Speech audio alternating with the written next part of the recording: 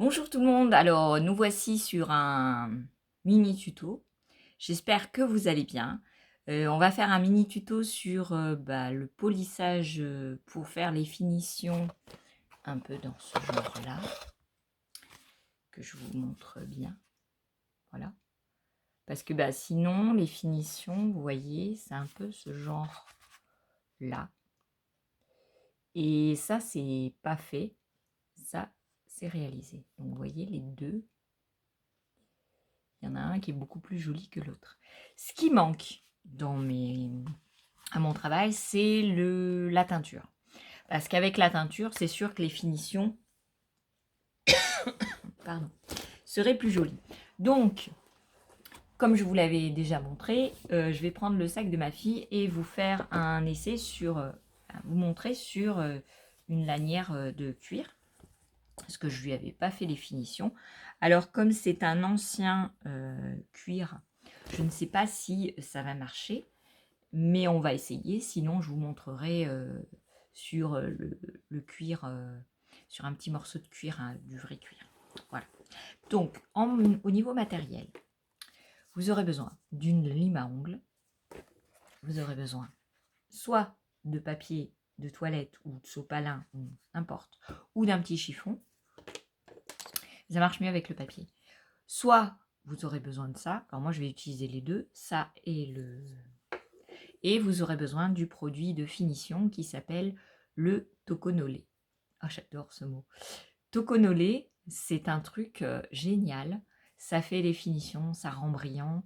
Alors, la réalisation va se faire en plusieurs fois parce qu'il faut interchanger donc le toconolé, la lime, faire briller et refaire les actions 3 ou 4 fois jusqu'à temps que ça vous plaise. Donc on passe tout de suite à la réalisation. Donc on va prendre la tranche et on va la poncer. Donc on ponce tout le long. On n'a pas besoin de beaucoup poncer parce que normalement votre cuir est coupé droit. Donc il n'y a pas besoin. Ensuite, vous allez prendre le toconolé et avec, donc moi je vais le faire dans le pot. Je vais le faire comme ça. Voilà, comme ça j'en ai dans le couvercle. Et vous allez tremper votre doigt, vous voyez, ça, et vous allez faire la tranche. Alors, il ne faut pas toucher les parties du cuir qui ne sont pas la tranche. Donc, vous allez faire ça. Alors, vous pouvez le faire en plusieurs fois. Voilà. Moi, je vais commencer par ce petit bout-là parce que je vais vous montrer sur un petit morceau. Donc, on prend le truc en bois et on va le passer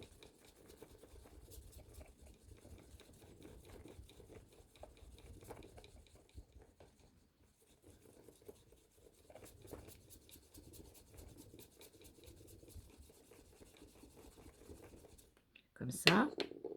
On va prendre un petit bout de papier toilette et on va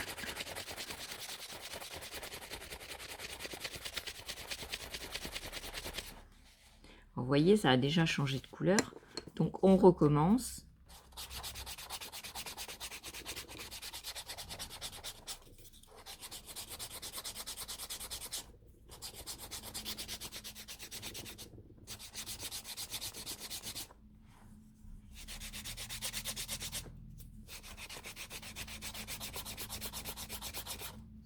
Voilà, vous voyez, ça a déjà changé, je ne sais pas si vous voyez, mais ça a déjà changé un peu de couleur.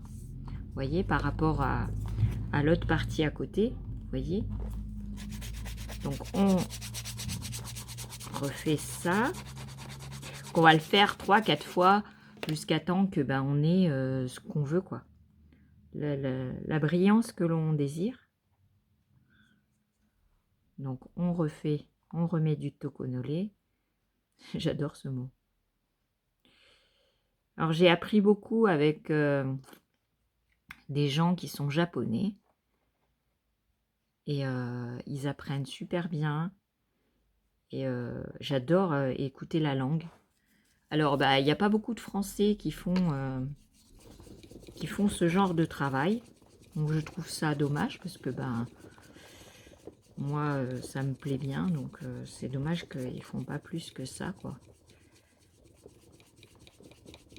Donc, on refait la même opération.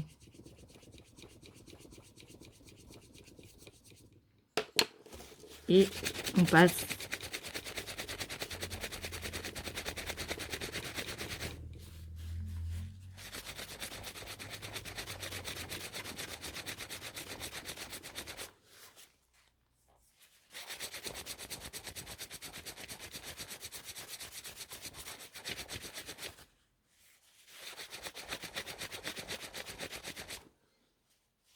Vous voyez, la tranche, elle est déjà un peu plus mieux que ce qu'elle était avant. Et donc, je vais continuer jusqu'à temps que ben, cette partie-là soit brillante. Donc, on se retrouve tout de suite. Je vais la faire au moins 2 fois. Alors, après des minutes de brossage intensif, donc je vais fermer ça parce que sinon, je vais avoir des accidents avec. Voilà. Après, donc avoir brossé, comme je vous l'ai dit. Alors, attendez que je vous montre. Attendez, hop. J'aurais dû le faire avant de reprendre la vidéo. Voilà. Donc vous avez une partie donc, qui est polie et brillante, et puis bah, celui qui n'est pas travaillé du tout, quoi. Alors moi j'aimerais bien, vous voyez, pour cette tranche-là, mettre un peu de teinture. Ça aurait été génial avec la teinture. Bon, j'en ai pas, on va pas chipoter, mais voilà. Vous voyez, ça brille. Je sais pas si vous voyez le brillant.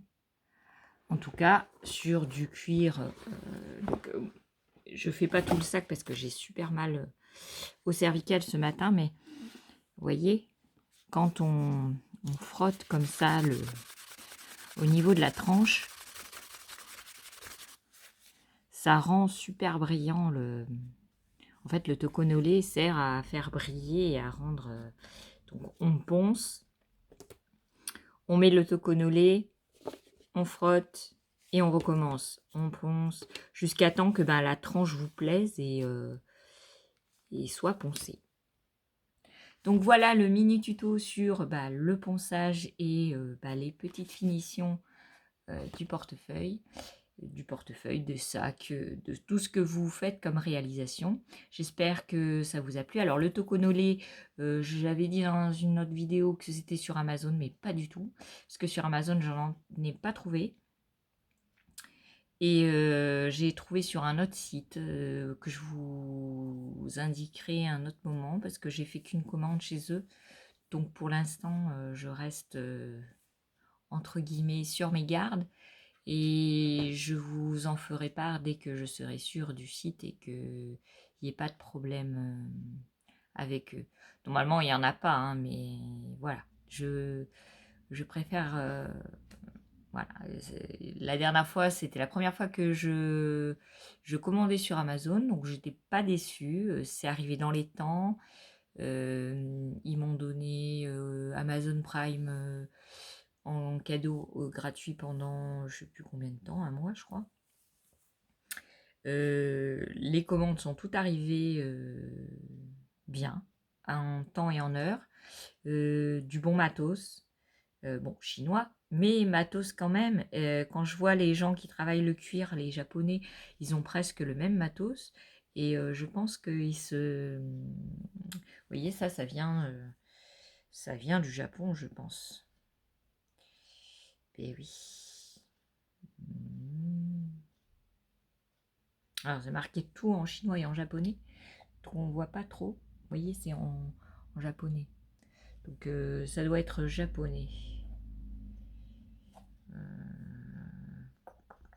Alors, il y a d'autres produits hein, que le Tokonolé.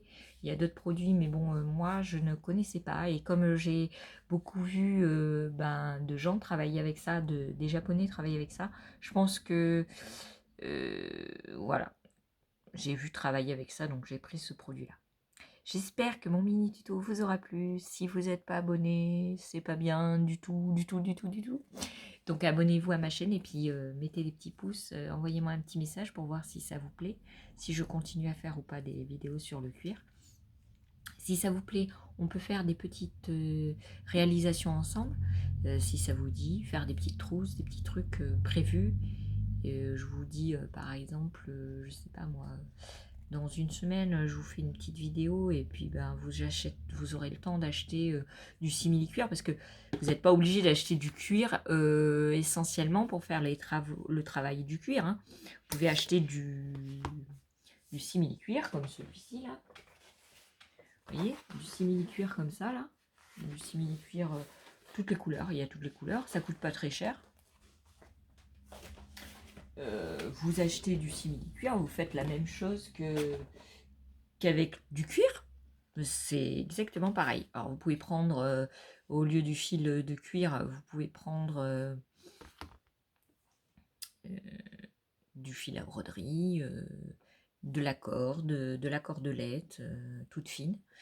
Et vous pouvez travailler le cuir facilement.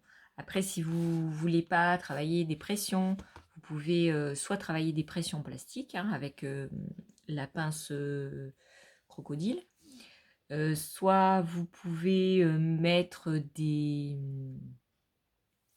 pressions en métal qui ne coûtent pas très cher non plus, ce genre de pression qui se visse. Donc c'est super facile, hein, il y a juste besoin d'une pointe et de mettre le petit bouton.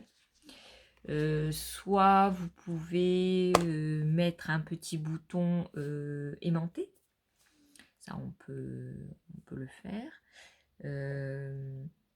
Après, il n'y a pas besoin de beaucoup de matériel. Un cutter, parce que pour couper le simili-cuir, il faudra un cutter. Un cutter, une règle en métal, pour éviter d'abîmer vos règles en plastique. Et puis, si ça vous intéresse, mettez-moi dans la barre d'infos. Et puis, je vous fais 1000 bisous et à une prochaine vidéo. Bye bye!